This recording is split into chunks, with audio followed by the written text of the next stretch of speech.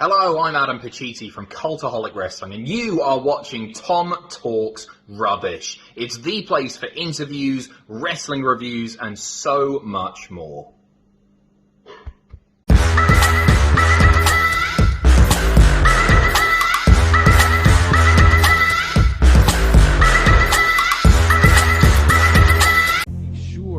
You subscribe to Tom Talks Rubbish. I highly recommend you subscribe here first. So let's go. What's going on, guys? It's your boy, Tom Talks Rubbish, and today I'm back with another interview. This time, I'm joined by SHAK from SHAK Wrestling and CBS Sports. Thank you so much, Tom, for having me. If it looks like I've been in mourning, I just, as you witnessed, water goes down the wrong pipe sometimes. I've been nothing but a mess in the lead up to this, but I'm so happy to be here and be doing this with you, man. I can't thank you enough for coming on. To be honest, you're someone that I've newly discovered as an interviewer, but you are one of already on my Mount Rushmore of interviewers. Oh, man. Oh, I don't know if I deserve that, but I appreciate that wholeheartedly, man. So thank you for saying that. I got to be honest. I was showing my friend the other day, when you look down, because I know it's like a new channel and so people are only starting to coming to realize it, especially because, as I'm sure we'll get into, the wrestling interviews are a bit of a newer endeavor for me. But the feedback has been so overwhelmingly positive that people are shocked when I show them. Because when you think about YouTube comments and social media comments, you think about sort of like scraping the gunk off the bottom of the earth. But what I've really enjoyed about the pro wrestling community is thus far they've been very welcoming and accepting me of me, and that just means the world to me. It's made this process a lot smoother than I imagined. That's really nice to hear, my friend. So if we take this back from the beginning, what came first, your love of wrestling or your love of broadcasting? Definitely the pro wrestling first. Pro wrestling started for me at about 4 years old. I was born in 95. So, peak Attitude Era, end of the WCW era. And actually, I think I can give me a second. Give me 1 second. I got... Oh. Long enough, fortunately. But I was cleaning out the attic. And so I got this whole box full of pro wrestling action figures that I have no other reason to bust open. And so, we've got everyone from like Mankind and WCW's Wrath. And for some reason, there appears to be a He-Man in here as well. So the wrestling definitely came before the broadcasting. Do you remember what it was that got you into wrestling? It must have been like my uncle. Because I can't, my earliest pro wrestling. That might have been a better way to phrase that question. I would have been probably 6 years old. I was 5 or 6 years old, and I remember, I don't know how we got it on TV because I didn't ask to order it, but it was the Hell in a Cell. It must have been, I think, it was the 2001 Hell in a Cell. It was like a 6-man Hell in a Cell match where Undertaker threw Rikishi off the top of the cell into the truck. And that is one of my earliest memories. I know I was watching a couple years before then, but that is the first really vivid memory of pro wrestling that sticks out in my head. The for the statistician fans out there, that is the Armageddon Hell in a Cell match in 2000. 2000 Armageddon Hell in a Cell. Thank you. So that was the first earliest memory, and just as far back as I can remember, I was hooked. Wrestling with my dad, wrestling with my cousins on the bed. It's funny. It's like as the older I got, it would begin to transition. Like first, I wanted to be the wrestler, right? I was slamming my teddy bear and stuff, and then as I sort of, I think, came to the realization that I probably wasn't going to be a wrestler, I would start commentating. Whenever there was a gap between JR and Jerry Lawler, I would start inputting my own opinions. And then I would start, smacking the floor as the referee and counting along. So I think I've always and I even remember in high school, I had very briefly thought, you know what, I'm going to take a year off between high school and university. Maybe this is something I can explore. And then I realized I don't like working out that much. And so it's definitely been something my entire life that I've wanted to be involved with. It's just how I ended up being involved with was sort of an accident. So then where does broadcasting come into your life? Yeah. So, my senior year of high school, we did a musical production of Hairspray. I had never done any sort of theater, and I really wanted to. It was a very, in hindsight, poorly thought out idea of Hairspray. If you're not familiar with the show, the entire musical is about segregation. It's about sort of like a dance television program hosted by a white host, and once a week they have a Negro Day, which is when the black dancers and black performers get involved, and the whole show is about breaking the segregation and why can't all the performers always be involved. The problem is we had like 0 black students in our school, and so it was kind of a free-for-all. I'm Iranian. I played Courtney Collins, probably the whitest character on the show. I don't think we had any white people playing like the black roles, but it was, it didn't age well, us doing it. But when I took a year off, I was thinking, well, what do I want to do? And I really enjoyed portraying a television host. And so that kind of got me into broadcast journalism.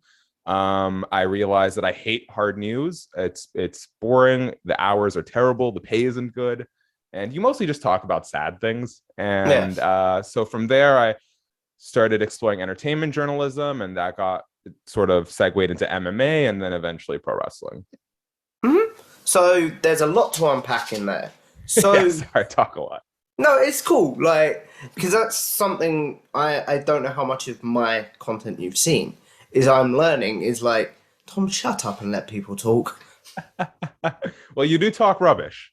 But yes, I will say, as someone That's why it's the name of the channel, my friend. As someone who constantly cuts off my girlfriend, and I am eternally apologetic to her, it's something I'm working on. When it's time to be the interviewer, you got to be I ask my question, and then all I'm thinking about is like eye contact with the camera, and I tune in as much as I have to sort of like be ready for follow-up questions, but I do my absolute darndest to shut up.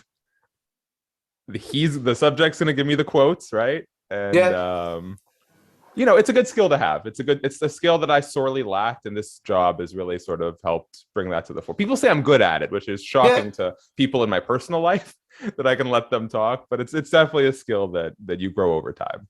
This is very unprofessional, and I do apologize, but we're going to have a small cut because I need to go get my laptop charger.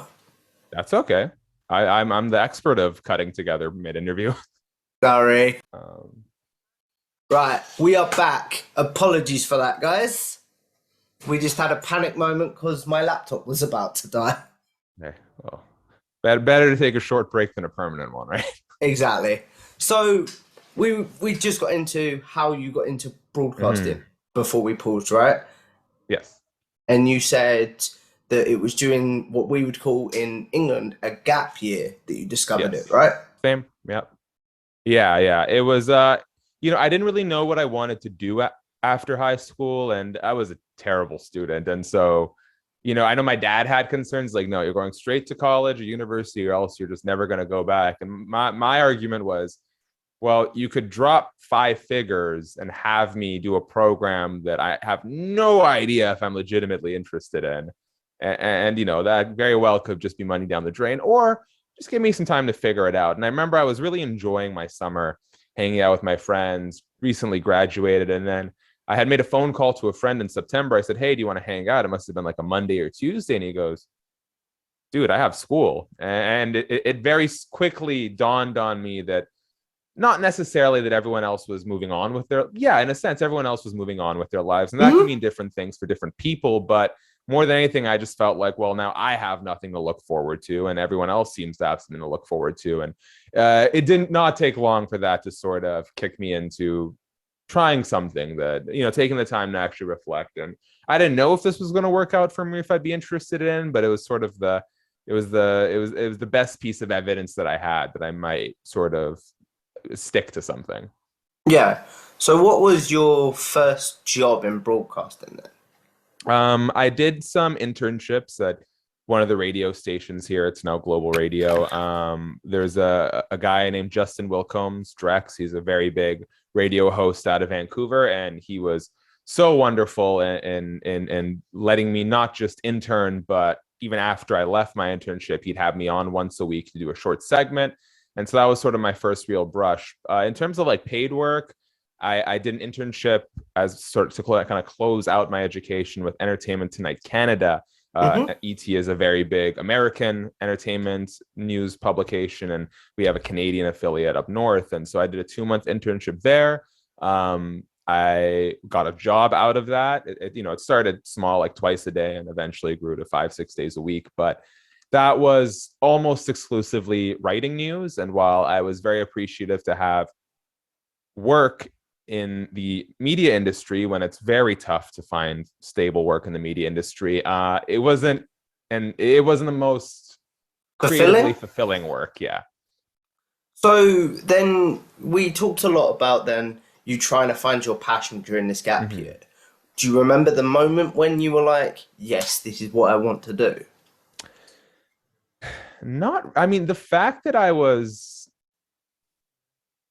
doing well enough in school, I think, was probably the best sign I could get. Because to like, even the courses I was good at in high school, boy, did I not try. Like I remember very distinctively, I didn't even fail my first 2 terms of advanced English in my senior year. I got actually, no, there was 2 courses. One I was like sliding by, the other was advanced language, and I wasn't even failing the first 2 terms. I got incompletes. Like I did so little that they couldn't even assign me a grade.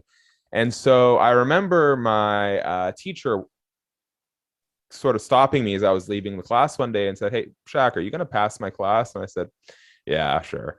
And we go into the finals. At this point, I'm still failing. And I kind of mathed it out. I'm like, okay, I need to get a B+ on the provincial final exam to bring up my grade. And so I got a B+. And I did a lot better on that exam than most of my A friends in the program. And to me, being in that post-secondary journalism program and actually paying attention was probably the most compelled I ever was in any sort of education-related course. And so that was probably a good enough sign.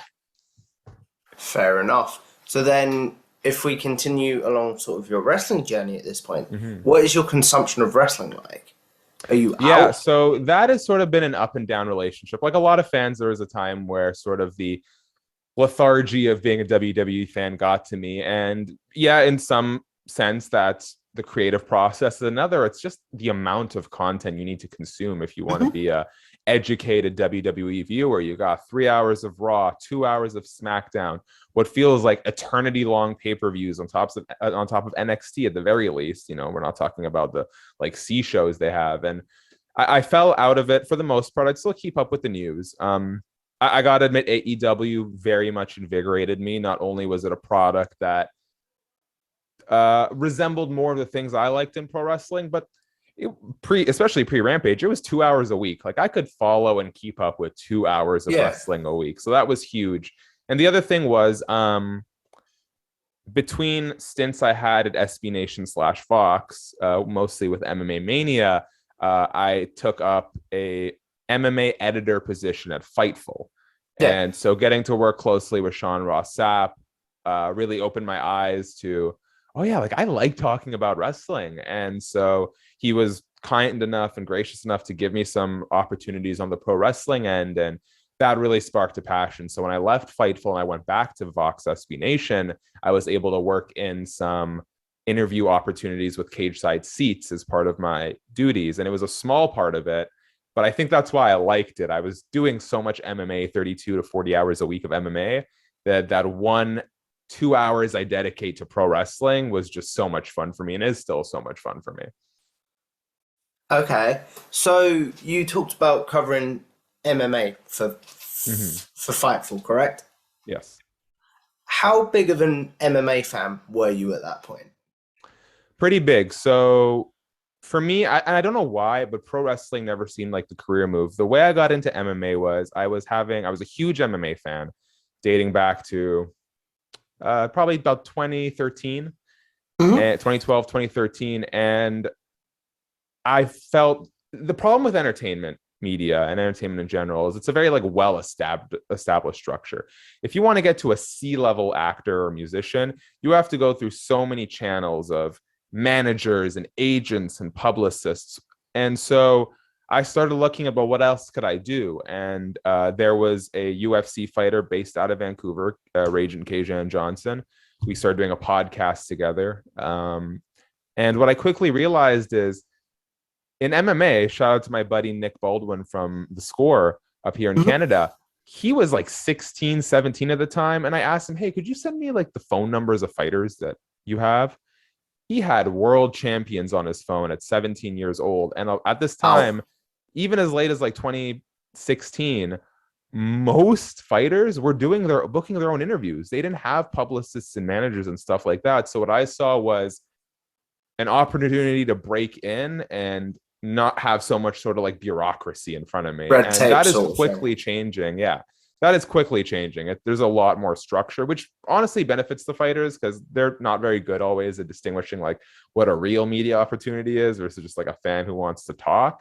But I just got so frustrated at not being able to convince anyone on the entertainment end to give me a chance beyond what I was doing, that I said, okay, in MMA, it seems like I can forge my own path a little bit. And that honestly was the best decision I ever made.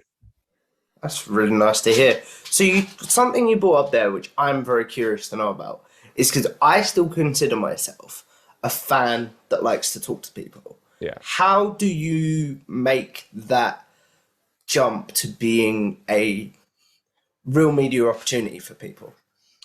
Yeah, you know what? That's tough. I think, candidly, I don't think I took away a lot of education from my program, but the best thing it did for me is that they had really good relationships with all these news companies. And so it gave me a foot in the door. It gave me a chance to intern and show what I can do. And a lot of this starts with being extremely proactive, finding legitimate media organizations to work for, big or small, and then just chipping away. And honestly, it's not the most financially rewarding business at first. I know coming out of my program, there was a class of 40 of us. We were told maybe 10 of you will find a full-time job in a major market your first year. I had the radio host tell me I'd be lucky to make 25 grand my first year in the industry.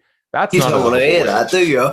No, and it's not a livable wage. And fortunately, I was able to benefit from what I think a lot of people learned about during the pandemic is when you work from home, you can kind of have some side hustles. And so I've been, even to this point, I still work multiple jobs. I'm with CBS full time, but I still do 12 hours a week with ET Canada. I have not had one single job since before I graduated. And the reality is for me, SRS will tell you differently. He says, grind away, suffer, and he has made himself into one of the most important people in this industry. So I can't argue with the success. What I do argue about is, for me, making it in this industry is not as important as my mental well-being, my physical well-being, the relationships I have with people around me. So it's not an easy balance, but for me, it's always been, what is the most efficient use of my time? For me, that means harassing companies with legitimate audiences until they hire me. And I was talking to Bloody Elbow, an MMA website, for a year and a half before they hired me. So it's just about being proactive. I worked stints with MMA UK. I worked stints with Fansided for no money, but I did not put that ahead of my financial and my mental well-being. And for me, what my belief is that encourages me and enables me to do more long-term. So yeah, I would say reach out to companies, see who's hiring. You're not going to get, a big job right off the bat, but find legitimate, the thing about places like SB Nation, Fansided is they run on a big blog system. So Fansided has very good relationships with, like, Fansided gets exclusive interviews with UFC on Fight Week. I can tell you most websites I've worked for, I would draw Fansided's MMA coverage a millionfold. But they have those relationships, so make use of that kind of stuff. Find which outlets are producing MMA content and have a following. And even if you're not going to make much money out of that, figure out what you can do while still being secure otherwise, and just chip away. Yeah. So I know it was a very long-winded answer, but No, I get what you mean, but I mean, not just in. I'm curious to know, not just in MMA. I mean, like with all interviews, how do you make the jump from being just a fan that wants to, Mm. from being So considered just a fan to, okay, this guy's a legitimate interviewer? yeah, obviously in terms of the quality of the product, that just takes reps. My set is ever evolving. My tech gear is all, but whenever I can make the investment, I do. Um, but it just comes with time. I've interviewed so many people that you have never heard about. And now I'm in a position where there's a lot of people I would like to interview, but because I'm with a major publication, I can't always get those approved. And Hmm. so take whatever opportunity you can, because interviewing, like with everything, is a skill you have to learn and build on. And the best place to do it is when there's low stakes. In terms of being seen more as like an authority or personality as opposed to a fan, there's two ways. One, if you can independently build a following that can't be ignored, that's really hard. Personally, for me, and this is why I brought up sort of my work system prior, is attaching yourself to bigger entities. My YouTube channel, SHAK Wrestling, I remember, especially when that Tony Khan interview came out and I only had 300 subscribers, a lot of people were wondering, well, how did he get this interview? It's because CBS and CBS Sports is regularly in the top 2 most visited sports websites. CBS is one of the biggest global media conglomerates. And so I'm not getting those interviews. And this is the sad truth. I'm not getting those interviews because I'm SHAK. I'm getting those interviews because they're Because of for who you CBS work for. Sports. And fortunately, and this is again when I talk about efficiency, CBS Sports website didn't need the video. They needed the written feature. And so they were very open to, hey, if you want to do these on video, you can put them on your own channel. And for me, that's a great opportunity because now I get to own the video content, right? Hmm. Yeah. So again, efficiency. How do you make the most of your time? If I'm gonna do the interview as a written feature, I might as well do the video too. It doesn't take much longer. No. So we've jumped around a lot here, but then where does Shaq Wrestling come into your life, sort of thing? Yeah. My goal first and foremost was always on the broadcasting end. I like being on camera. I like the conversations. I feel like when you have to boil things down to an 800-word feature, you miss so much context. You miss so much interesting stuff. My favorite part of my interviews are the parts that don't make headlines. It's when I get the subject laughing or just sharing a fun story. And I think the audience is starting to sort of respond well to that. For me, when I got to CBS, I said, hey, I'd love to do on-camera stuff. And they said, well, it's just not really in our sort of attack plan right now. And Yeah. so, again, like I said, if I'm going to do the interviews, I might as well have the video. I might as well put a face to a name. And so the videos, the YouTube channel was not meant to take off. It was simply made to be a Place to put your house to interviews? store the video contents. Yeah, that's all it was meant to be. Fortunately, the Tony Khan one did really well, and now I'm starting to realize, oh, there might be something here, and that's something Chris Van Vliet did too. Like, right? I'm sure you know the story, but he was working for syndicate television channels, and they would air 15-30 seconds of a 10-minute interview at 9:30 a.m. and then it would go away into the ether. So he thought, well, we have the videos, why not put them on my own YouTube channel? And again, that's what I stress. If you're going to do something, make it as accessible to as many people as possible. And that was the only goal of SHAK Wrestling. Was it also, you say that was the only goal, but was it sort of, as a fan, was it a bit like, I like MMA, but I want to do more wrestling stuff? This is sort of the issue with, I'm a firm believer in, like, when people say do what you love and you'll never work a day in your life, that may be true for some people. That is not true for me. My MMA fandom has taken a bit of a toll. My pro wrestling fandom has taken a bit of a toll. But what I will say is, when I was in entertainment, it crushed my love for movies and TV. Yeah. Doing MMA and pro wrestling, I've managed to maintain most of my love. And for me, that's a great trade-off. I get to do something I enjoy, and all I've given up is a little bit of the passion. That's fine for me. And I got lost again. What was the question? I'm so sorry, Tom. No. I have another question now. So, like, what is it that keeps your fandom alive in both pro wrestling and MMA? If it was taken out a God, little by working in it. maybe it's the flexibility to do the things that I like to do, especially with the pro wrestling. Like trying to get good interviews at an MMA fighter, like SRS told me once, is like trying to draw blood from a stone. Like they do not want to be there. And on top of that, sort of the prime years for MMA fighters, man, these guys are only at the top of their game for like 4 years. With pro wrestling, you have decades and decades of storytelling to pull from. You have a fan community that's so invested and so attentive to the small details. And here's the best part: you have subjects and the wrestlers who understand what this transaction is. Interviews, especially for larger publications, are a transaction. We get content, you get coverage, and pro wrestlers get that. If someone, especially if someone's seasoned, they know how to talk. They do it every week. They know what you need, and those are the best kind of conversations, without a doubt. So that's the thing. Wrestlers have made it fun for me. Entertainment did not make it fun for me. MMA fighters, they make it a challenge sometimes. With wrestlers, 9 times out of 10, they make it really fun to talk to. This is gonna sound very strange, but since you've been out of the entertainment world, has your love for movies and that come back a little bit? 100%. And the beauty is, and this is why I always say, if you have a goal, be open-minded to how you can get to that goal. You will reach so many pivots and intersections and detours along the way. And if you have good intuition, and if you don't know if you do, ask yourself, have I made good decisions up until this point? Mm-hmm. If so, follow that intuition. If not, confide in people. I've been so grateful that in my career, I've been able to reach out to, MMA leaders. I've been able to reach out to Ariel Helwani. I've been able to reach out to TSN's Aaron Bronstetter, Luke Thomas, Brian Campbell, Sean Ross Sapp, Dave Meltzer.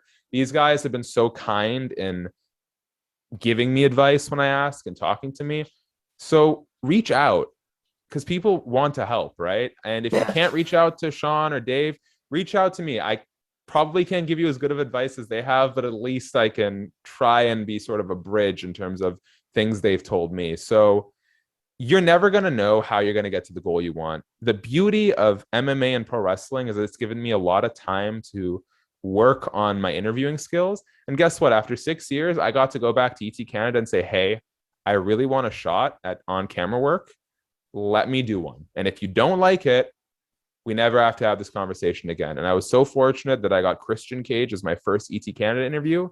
And he's such a great person to talk to. And guess what? In part because of me and in part because of him, but a lot to do because of MMA and pro wrestling, ET Canada loved it. And I've been so fortunate that I still get to do on-camera stuff with ET Canada as well now. So that was the goal when I started, was to do on-camera work for ET Canada. And it took 6 years of doing everything for every other company to lead me back to it. So just be open-minded to the journey. So if we break down your week, what is your week as like a broadcaster now? I would say in terms of what I get paid to do, it's first and foremost always been the writing. Video is a very, very popular form of ingesting content, but it is not as valuable still to ad revenue as written stories are. So, and this is again part of my formula. If you want to do on-camera work, you can't just. I have so many people that just send me videos to their podcasts, and I'm like, listen, I'd love to help give you some exposure, but I don't have the time to do this. So here's my formula, right? I get paid first and foremost to write stories. Mm-hmm. So, and these websites, for the most part, especially blogs that rely on making as much news as possible, they know how many clicks they need to make a profit. It's not a ton. So when I was at Mania, MMA Mania and Cage Side Seats, every possible story that I could, I would write about my own interviews. And then I put my videos in those interviews. I would take those quotes and copy and paste them into an email and forward them to every media person whose email I had access to. So I'm getting paid to write, but I'm using that vessel of writing to get my videos out and then to share the information and make it as accessible as I can to everyone else in the industry. it doesn't mean everyone picks up my stories. And in fact, most of the time they ignore it. But I am using the structures and the resources that exist to push something that people aren't hiring me to push, which is my videos. And over time, I hope that's going to lead to where I can more and more just focus on the broadcasting. That's cool. So, like, how many interviews are you recording a week? How much writing are you maybe doing a week? And then this is like a three-pronged question, but like, what is your consumption of wrestling at this point? Yeah. So how many interviews a week? It varies. With CBS, because it's such a big publication, they're a little bit more choosy. And, that can be good and bad. The good part is I don't have to work as hard for interviews because publicists and managers see the value in that. The downside is, like I said, there are a lot of times I would like to talk to prospects, but maybe CBS can't justify the value in that because, at the end of the day, it's a business. For people that may not know, you're referring to prospects. What are they?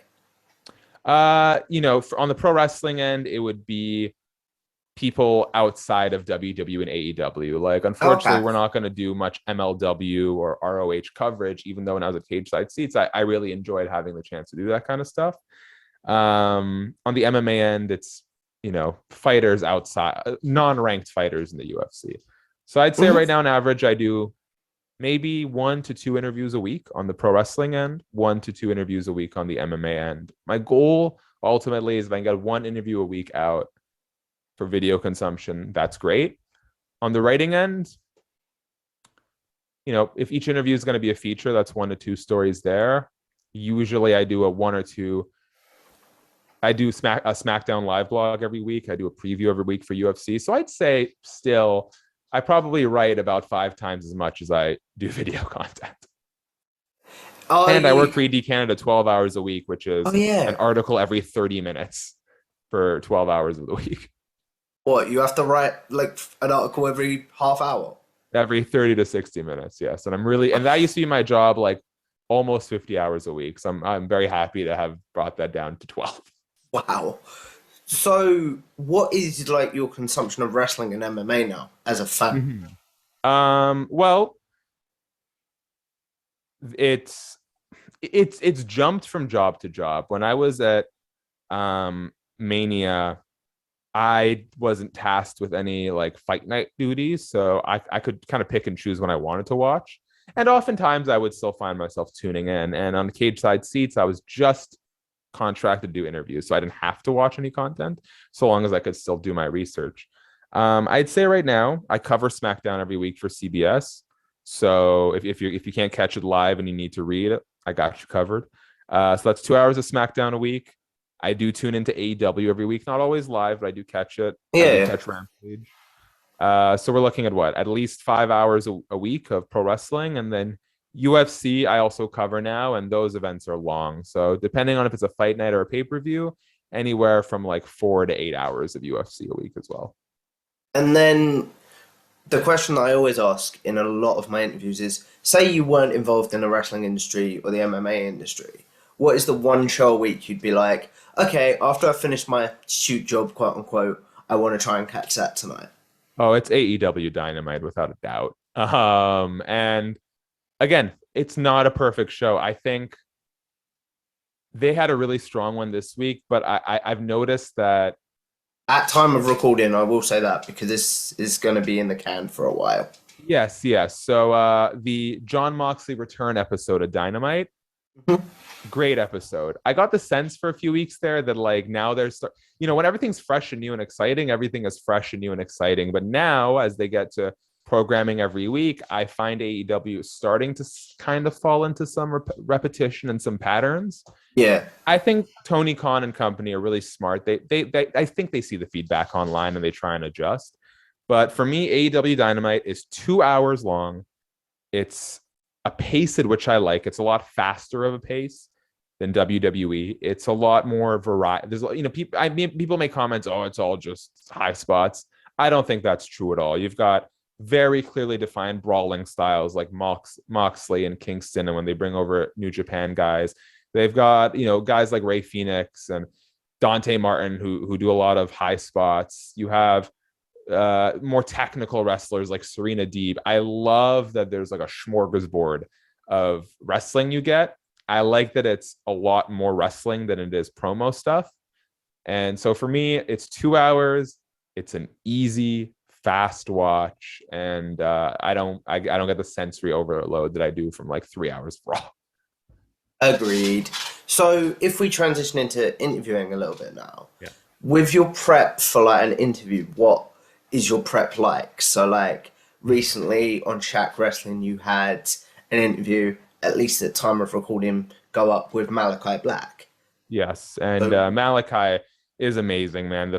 He made it easy. He made it too easy. Like I'd ask a simple question, I get like a 10-minute response.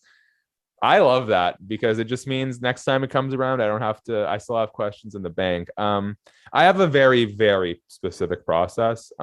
It's very research heavy. Maybe like an hour or two of research.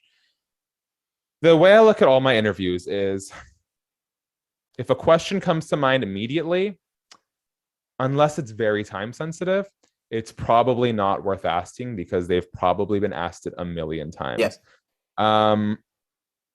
I know the interviews I enjoy to watch: Chris Van Vliet, SRS, Alicia Toot. And the best thing is that you can see the subject is enjoying themselves. So my entire philosophy is, how can I make this as enjoyable as possible for the subject? And that doesn't mean I'm going to avoid hard questions, but it means when I have to tackle hard questions, I do so with as much humanity as I can, as much respect as I can. I'm not there to do a gotcha thing. I don't want to waste their time. I don't have the attention span for an hour-long interview. I like being on the receiving end of it. But I don't. Oops, I know. I feel bad now. No. I love doing the interviews. I just don't like. And no offense to you, Tom. I'm pretty sure I've talked to my doctor about whether or not I have ADHD. So for me, an hour is a big commitment mentally. And that has nothing to do with quality. It could be the best thing ever. I'm the type of person to go on my phone during movies, and I hate that I do that. Yeah. But these guys are busy. They've got other interviews. They've got shows. They get so little downtime. So for the wrestlers and for the fighters, I want them to leave having had a positive experience, because that means they're more likely to come back next time. So that means I do my best. Malachi went long to keep it under 20 minutes. Really, that's enough time for at least 5 or 6 questions, and you don't need more than 2 for a good headline. And then the process becomes, how do I draw them in? First thing, and shout out to Sean Evans at Hot Ones, do like a bit of a bombastic, fun introduction. Catch them off guard. Make a self-deprecating jokes. I know Josh Alexander really liked it when I said, this guy breaks ankles like I break under pressure. It immediately... Oh, I saw that one. It's not even that funny, but it's just so unexpected for them that it immediately lets their guard down, breaks the ice. I like to ask a softball. I just had an interview with Braun Strowman. He has the same car I do. I don't know how he fits in it. So that's the first thing I asked him. No one cares, but it's a chance for him to talk about something he wasn't expecting to talk about, something he doesn't get to talk about much.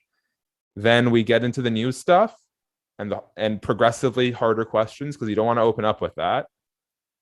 And then as a reward, you have some fun. You ask stupid questions. So icebreaker, softball, news, hard questions, and then have some fun, because I want them to leave, especially if we had to tackle some difficult conversations like we did with Malachi Black. I want them to leave feeling like they were respected and they had a good time.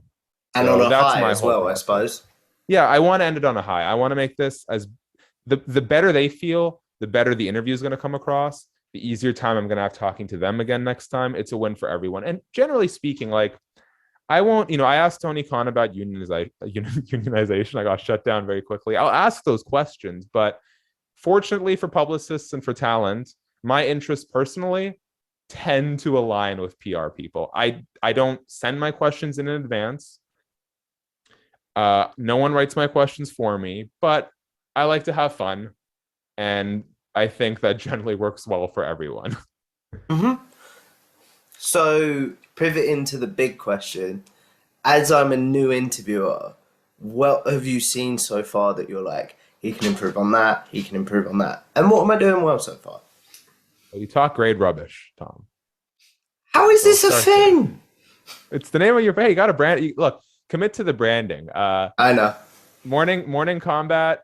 bless them, they bring me up sometimes, and they make jokes that I'm French and that I'm the Prince of Persia.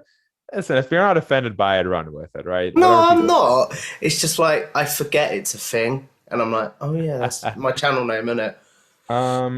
You ask good questions that I will compliment on. You did a great job of not interrupting, so I'll say that. What can you work on? It takes time. Keep cranking up the personality. Just like pro wrestlers do, take who you are, crank it up to 11, because however enthusiastic and outgoing you think you're being, when you look back, it's actually a lot more subdued. I don't know why that is. I don't know if it's a disconnect. I think it'd be the other way around. Yeah. No. Yeah. I can promise you, every time I thought I've been like, be yourself, but just be more of yourself. Bump it up a bit. Be enthusiastic, because maybe it's because we're not in person and so there's a disconnect. But I've always noticed, especially when I did morning combat, I'm like, man, my energy is like here compared to those guys. Like, you are performing, and I think that's why I love this, because I never had the balls to try and be an actor, and so this is sort of my creative outlet for that. I would just say the questions are great. Just keep cranking up that level. Keep finding your identity. SRS makes penis jokes, it took me 6 years, and I feel like I'm only scratching the surface of who I am as an interviewer. But just keep doing that, man. Keep finding who you are and keep unashamedly, unapologetically putting it out there. Yeah, so I appreciate all that. So just one final question on interviewing, and then we'll do a small segment that I call generic questions, and then we'll end on my final question, if that's okay. Sounds good. So, with your... And also remember your laptop charger next time, Tom. Yeah, fair point. I grant you for that. That is a very fair point. No, just teasing, man. It was like, uh-oh. Anyway, so with interviewing, are you given a lot of your interviews for your YouTube channel? Like, are they ones, like you said, they're article ones? So you okay, I'm going to take the video. Yes, exactly. I mean, I'll be completely candid. Again, beauty of being with CBS now is WWE, AEW, they reach out every week and they offer talent. It's not always the most two-way street. Like, if I reach out with specific requests, I don't always get a yes. In fact, oftentimes I'll get a no. Sometimes I'll ask if there's anyone I want, but when I started, it was DMing fighters and DMing independent wrestlers and figuring out who their managers are and emailing them, and it's a lot of just nose to the dirt push for it, which is basically my process at the moment.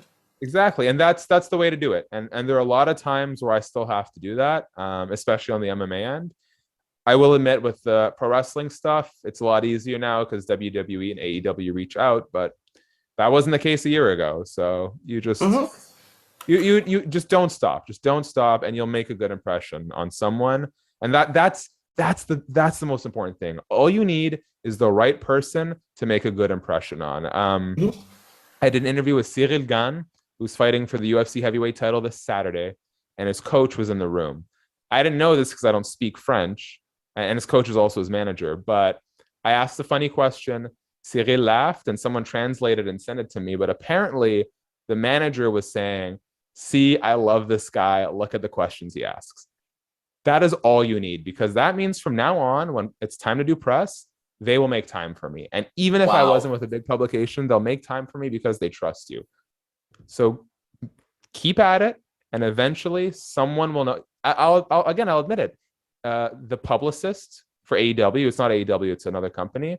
They thanked me for the way I handled the Malachi Black question about his family. Yeah. And that's all you need. You need the right person to see one time that, hey, you care, you're polite, you're professional, and that's really all it takes. So just keep going. Yeah. Let me start that question again. Do you think it's made a bit easier sometimes getting guests because of the fact you are with a big affiliate like CBS Sports? If you were going it alone, do you think you'd struggle? Oh yeah, and I did struggle for years and years. Like I said, now they give me the interviews. They reach out and say, hey, we have Malachi Black available. And once you have that evidence, now you can go to other managers and say, hey, these are all the people I've interviewed. Look. And sometimes it works and sometimes it doesn't. But that wasn't always the case. For 5-6 years, I was mostly interviewing MMA fighters that you've never heard of. Mm-hmm. And you just keep doing that. You just keep doing it, and you keep, so long as you're polite and professional, there is no shame in reaching out. And there was a time with AEW where I'd reach out every month and I would either get a no, or we have no one right now, or just mute. Mm-hmm. But you just say, thank you for your time, I appreciate it, and you try again in a month. So yeah, get who you can. In the meantime, keep politely, professionally trying for who you want. Yeah.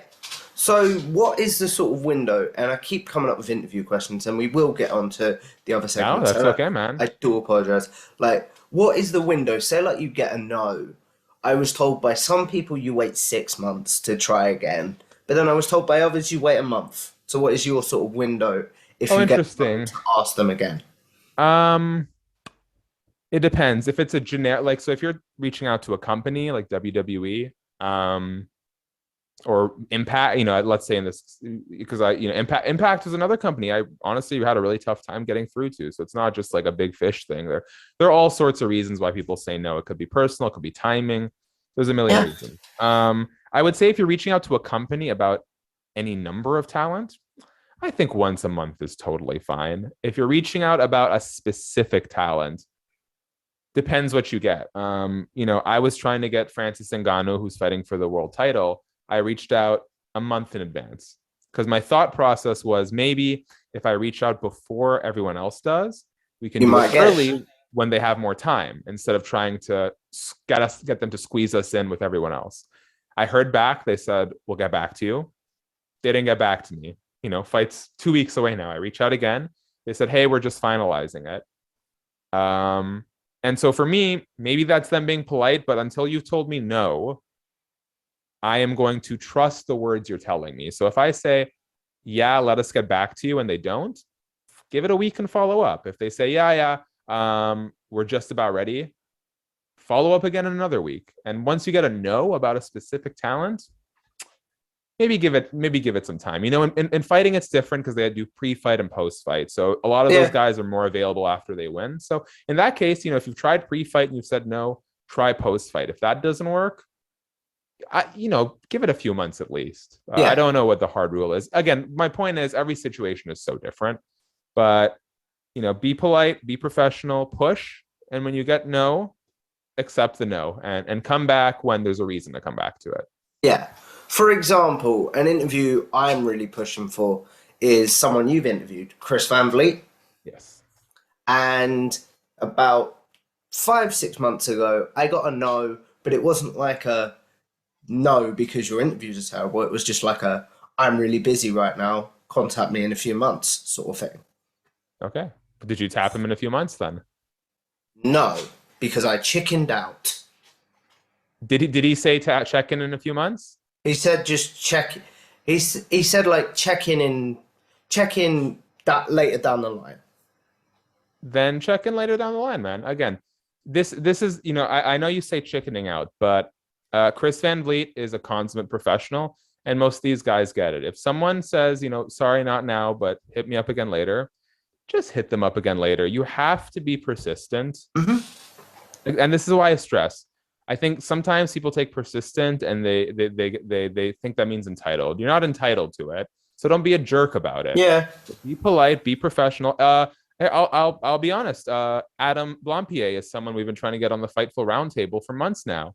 And he's agreed to do it. But every time we've tried to nail down the date, it hasn't worked for him. And every time he said, I'm so sorry, circle back next time. And so I circle back next time, right? People, especially someone like Chris, who is often on your side of the situation, he'll understand a bit more. He'll totally understand. So I'd say go for it. In fact, cut out a clip and tag me. Chris Van Vliet, get your butt on Tom Talks Rubbish ASAP. I will retweet that. But no, he follows me now. Yeah, I'm going to do that, my friend.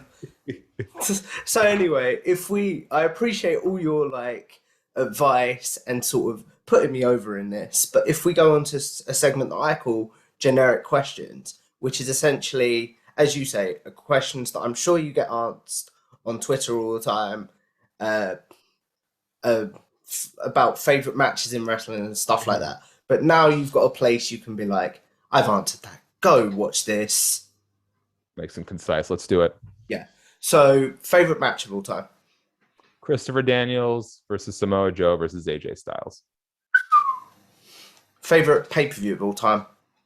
Ooh. Live and as in like one you were there live for and then one that you were watched. The only pay-per-view I've ever been live for, and hopefully with the new gig that changes, was a SummerSlam in LA. And I can't remember which one it was, but I think it was CM Punk versus Jeff Hardy in a ladder match. 2009.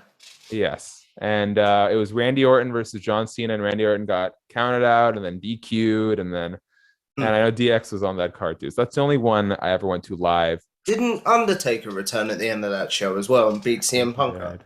I think he did. Yeah, I'm sorry, I have an encyclopedic knowledge when it comes to wrestling. That's beautiful, and that's a gift that will serve you well. In terms of favorite pay-per-views, man, I think there's definitely recency bias here, but obviously, All Out this year was just huge. Other ones that stick out, and this is less for the pay-per-view and more because it's just one of my all-time favorite moments. I think it was a 2016 Royal Rumble that AJ Styles debuted. That moment might be my favorite all-time moment ever. And then if we go back, I used to rent a lot of wrestling pay-per-views from my local radio, VHS store. And I've got very fond memories of an In Your House event that featured The Undertaker versus Mankind. Boiler Room Brawl? Yep. I can't tell you what In Your House it is, but I know I think it must have been like 97 or something like that. I'll look it up when we finish. And I'll message it to you. As well as God, I can't remember. This is just a really random cut. I can't remember the Rumble it was, but the artwork was like a animated head-on like drawing of all the entrants. And also shout out to when Mankind showed up as Mankind, Cactus Jack, and Dude Love all in one. That was 98, I want to say. Okay, so yeah, there's a you got me out with a bunch there. All Out's definitely like robust, the most recent pay-per-view. Also, the WrestleMania where Benoit and Eddie Guerrero won. What a moment. 20. Yes. All right, there you go. There's a bunch. Sorry, it wasn't a clear answer. That's cool. Favorite superstar of all time? Ooh.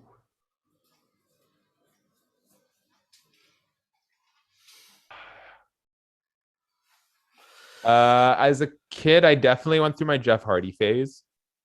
I think AJ Styles, man. I think AJ Styles, what he's managed to accomplish over the course of his career is genuinely second to none. I know you got Daniel Bryan, Punk, Hogan, Rock, but just the way he was able to accomplish everything he did, again, nose to the grindstone, TNA to New Japan to WWE, to be as successful as he is in all those companies. It to me is just, it's amazing. He's someone in terms of determination and priorities in his life that you should model yourself after. Knowing what we know, there was rumors that he was going to be on the first AEW show, right?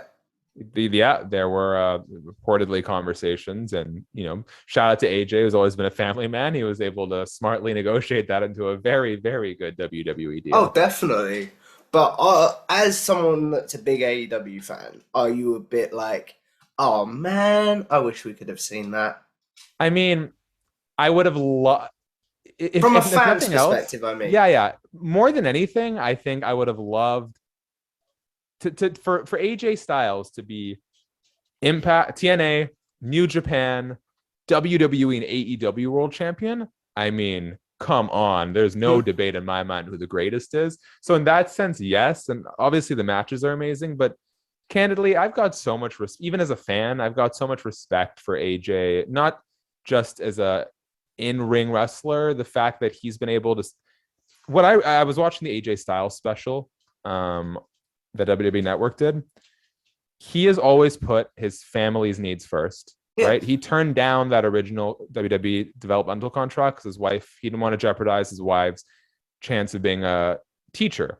To me, to put her needs first and to still work his ass off and reach the heights he did, genuinely as a fan, I am happy that AJ Styles made the best decision for AJ Styles and company. And I think it's sort of a bit like yourself, where you've worked around everywhere. It's sort of paid off. Like, yeah, I mean, I've always, sort of thing. Yeah, I have always said, like, it's my girlfriend, my friends, my family are the biggest source of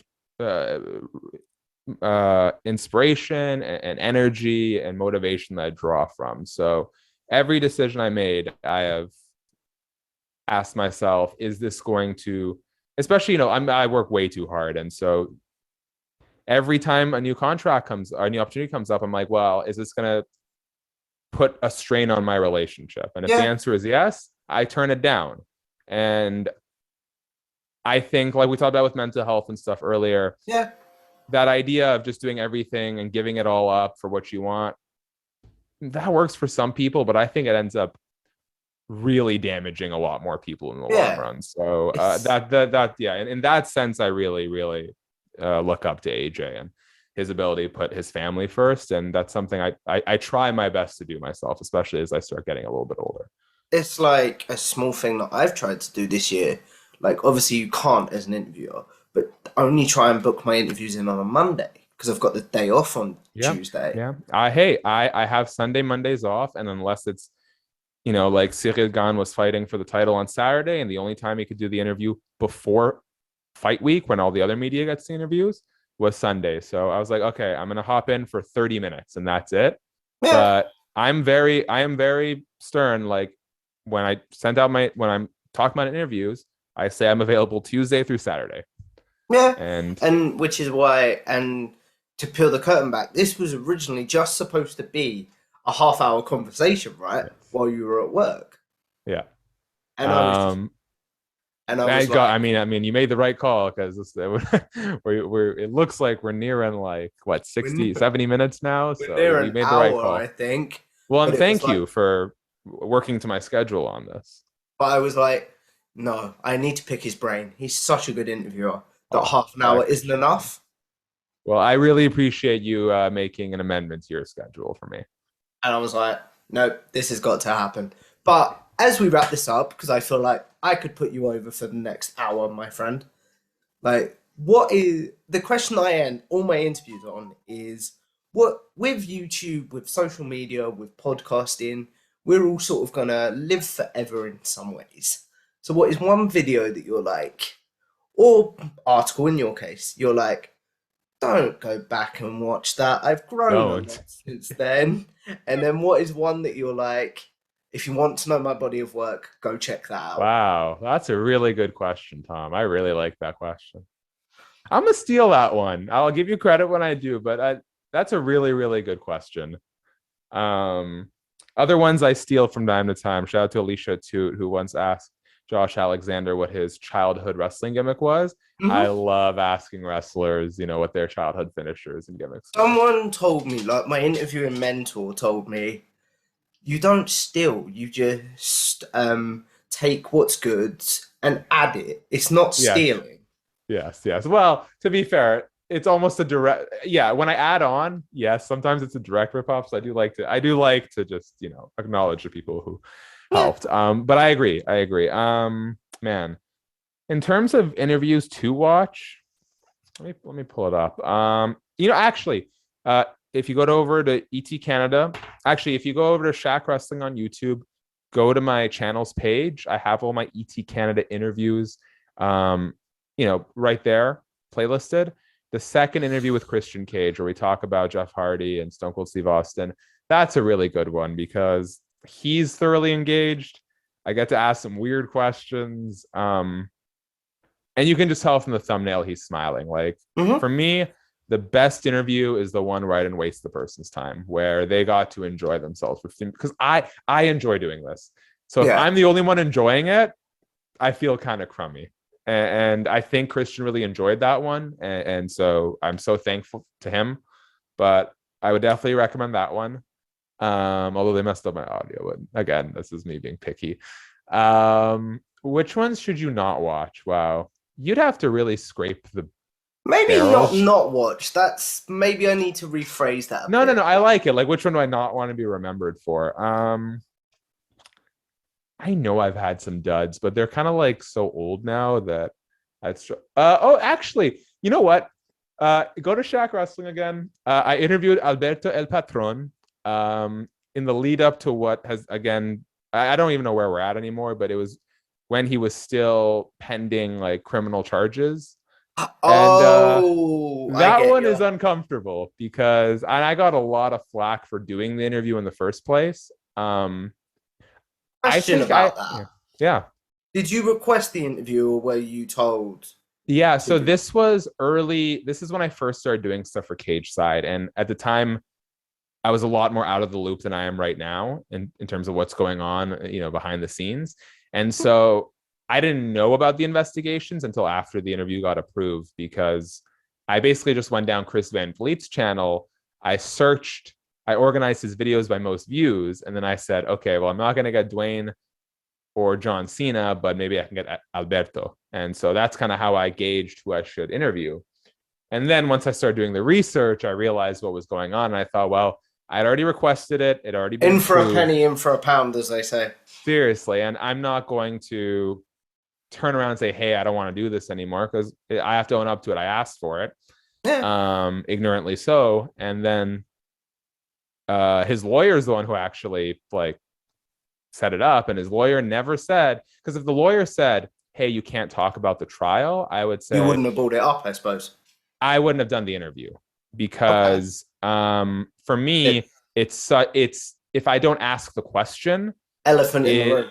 Yeah, and it reflects poorly on me as an interviewer, because now I've obviously sort of compromised on the quality and the integrity of my work. Yeah. So he didn't say I couldn't bring it up, so I brought it up. And had Alberto said no comment, I would have moved on, because like with Tony Khan, people are like, oh, you should have pressed him.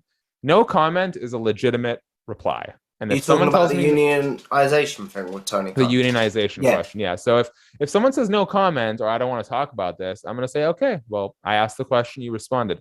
The thing with Alberto is I asked the question and he answered something unrelated. He answered me a different question. So the way I look at that is like, well, I asked you a very specific question about the charges and you answered this. So I'm going to ask again. And yeah, people are upset about like how I introduced him, like I introduce everyone, but like I'm not going to open the interview with, hi, welcome. This is alleged piece of crap, Alberto El He's Patron. under investigation. Yeah, like that's not going to get me anywhere, right? So, whoever I'm interviewing, I have the same process. I'm polite, I'm professional, but I will ask the questions that I feel need to be asked. And I asked him the questions and it almost derailed the interview. But once he said, I don't want to talk about this anymore, I said, okay, well, now we can move on. You have acknowledged that you don't want to talk about it. But up until that point, he was just kind of skirting around it. So I kept asking. But that's an uncomfortable one. So if there's one that maybe I don't want to be remembered for as much, it's that one. Not because I don't think I think I asked the questions I needed asking, but like I said, I like to have fun. Can't say that was the most fun interview I ever did. And that was like one of the first ones I did with a wrestler. But I have to say, my friend, this has been a blast. So it has been a blast. Where can the good people find you?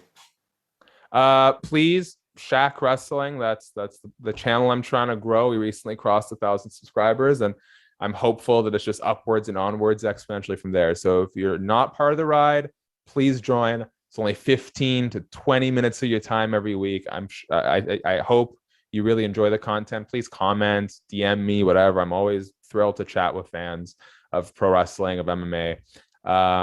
If you're on Twitter, I am desperately trying to grow that. So SHAK Wrestling on YouTube, SHAK MMA on YouTube, and SHAK_Fu on Twitter, and that's SHAK with a K. And Tom, man, I really appreciate you giving me this platform and for being such a great interviewer. And yeah, man, I've had a blast. Me too. So if you guys like this video, please like, share, and subscribe. I myself am on the road to 1,000 subscribers, and I would really love to hit it by the end of 2022. That's a good. So I like that. So as I say, if you like this video, please like, share, and subscribe, and I will see you in the next one. Bye. Bye.